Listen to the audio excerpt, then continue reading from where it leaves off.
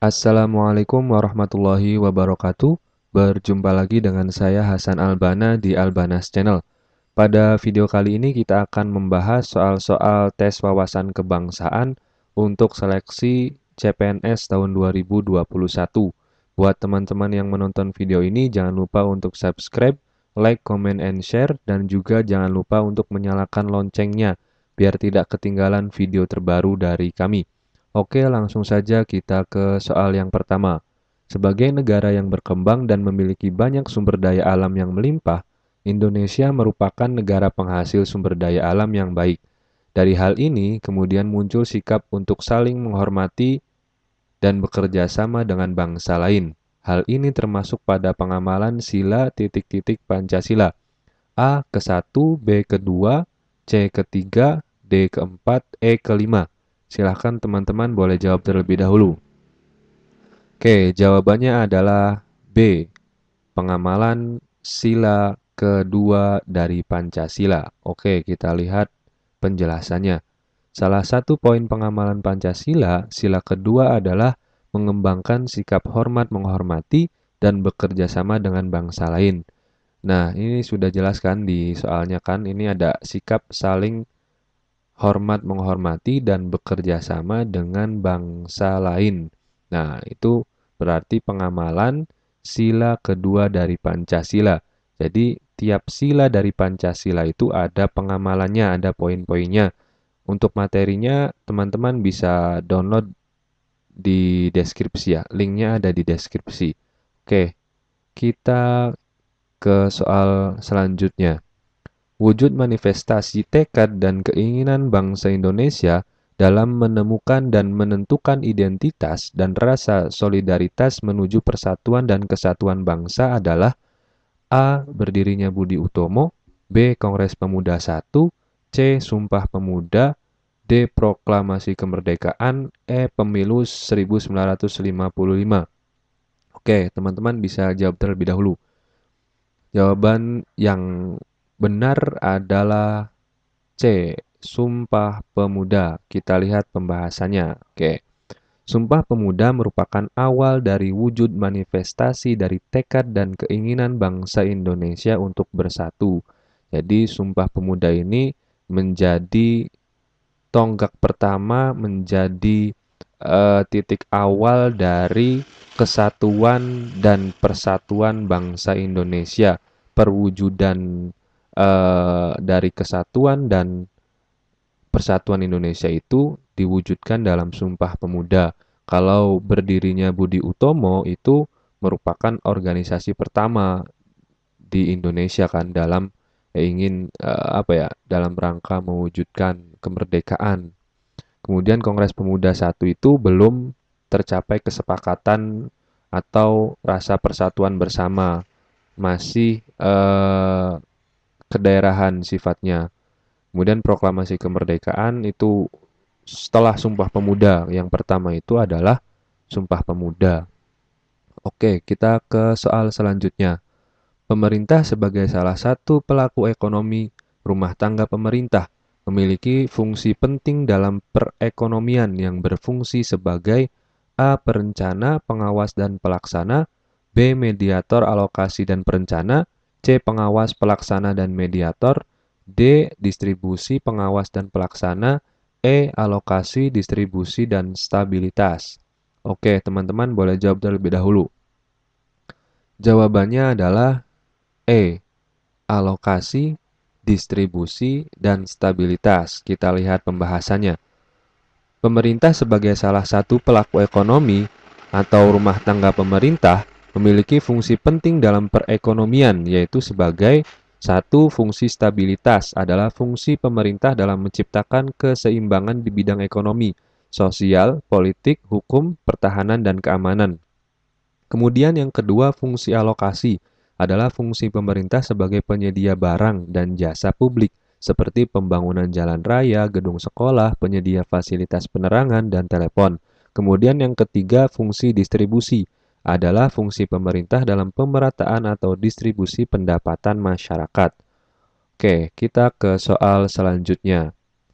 Tujuan perwujudan sikap dan perilaku yang mencerminkan nasionalisme adalah A. Menghilangkan tuntutan berlebihan warga negara, B. Menjamin kewajiban dan hak warga negara, C. Mencapai kesadaran hukum, D. Mewujudkan sikap skeptis terhadap pemerintah, E. Terciptanya masyarakat yang memegang teguh budaya secara berlebihan. Oke, teman-teman jawab terlebih dahulu. Jawabannya adalah A.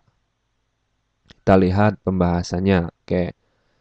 Sikap nasionalisme mampu menghilangkan tuntutan berlebih warga negara. Hal ini disebabkan kesadaran akan rasa persatuan dan kesatuan dan menyadarkan bahwa hak dan kewajiban warga negara sama di mata hukum. Jadi, perwujudan dari sikap dan perilaku yang mencerminkan nasionalisme adalah menghilangkan tuntutan berlebihan warga negara. Jadi warga negara itu sudah punya rasa nasionalisme, jadi tuntutan kepada negara, kepada pemerintah itu akan berkurang karena dia sadar, dia punya sikap mencintai negaranya. Jadi apa yang dia bisa berikan untuk negara, bukan apa yang diberikan negara untuk dia. Gitu loh. Jadi perwujudan sikap dari nasionalisme adalah menghilangkan tuntutan berlebihan warga negara. Oke, soal selanjutnya.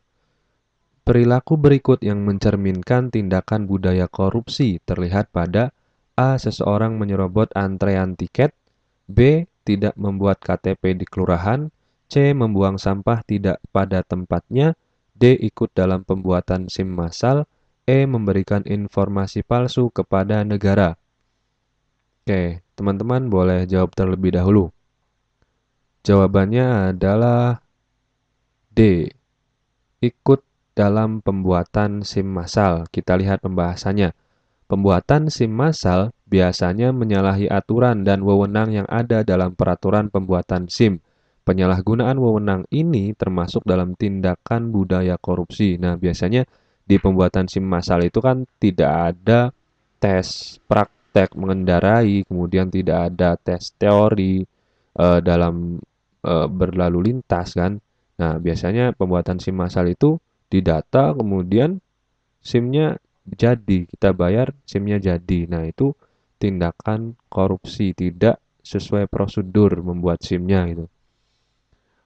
Oke, kalau misalkan seseorang menyerobot antrian tiket, ini kan bukan tindakan korupsi, tapi tindakan curang. Dia tidak bisa disiplin, kemudian tidak membuat KTP. Ini tindakan tidak taat, tidak taat administrasi negara. Kemudian membuang sampah tidak pada tempatnya, ini tindakan tidak baik, bukan tindakan korupsi. Kemudian memberikan informasi palsu kepada negara berarti ini tindakan berbohong, tidak termasuk korupsi kan. Kemudian soal selanjutnya, Maimunah merupakan anak kepala desa di Pantai Linuh yang kini merantau di Jakarta. Di sana dia menjadi juragan mie bakso yang sukses. Dia membuka restoran bakso di beberapa tempat di daerah Jakarta. Setiap 6 bulan sekali, Maimunah selalu membantu pembangunan musola dan jalan-jalan desa yang rusak.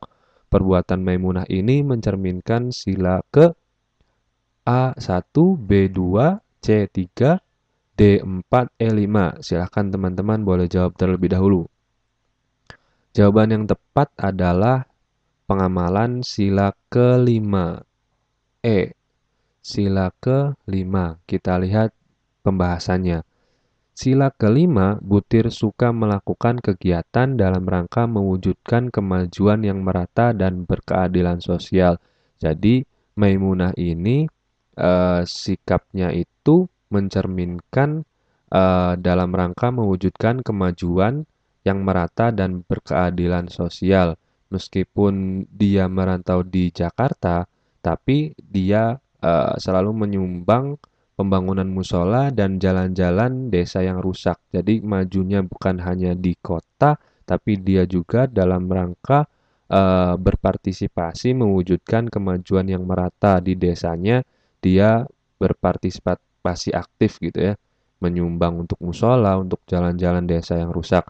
Nah, poinnya gini, biasanya kalau misalkan masalah sosial itu sila kelima. Jadi untuk masalah sosial itu biasanya pasti sila kelima, apa ya, kuncinya, triknya, kuncinya gitu seperti itulah.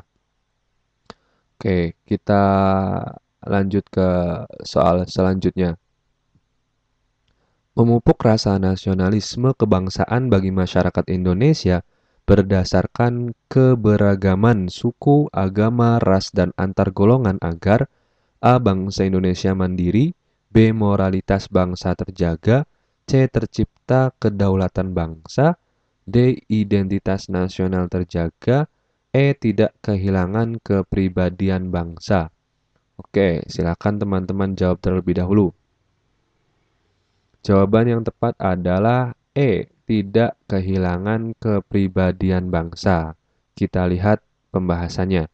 Nasionalisme harus dipupuk sebagai upaya negara memelihara keberagaman masyarakat demi menjaga kepribadian bangsa. Nah, pribadi bangsa Indonesia ini kan beragam dari suku, agama, ras, dan antar golongan bangsa Indonesia itu banyak sekali. Dan untuk eh, tidak kehilangan kepribadian bangsa tersebut, maka harus dipupuk rasa nasionalisme, rasa cinta tanah air, rasa cinta terhadap bangsa Indonesia. Nah, seperti itu. Oke, terima kasih. Ada beberapa soal yang telah kita bahas. Semoga bermanfaat. Teman-teman yang sedang berjuang untuk seleksi CPNS, untuk jadi PNS tahun 2021, saya doakan semoga diterima, semoga berhasil. Jangan lupa untuk selalu berdoa, selalu belajar, dan selalu meminta doa dari orang tua. Itu yang paling penting. Oke, terima kasih. Assalamualaikum warahmatullahi wabarakatuh.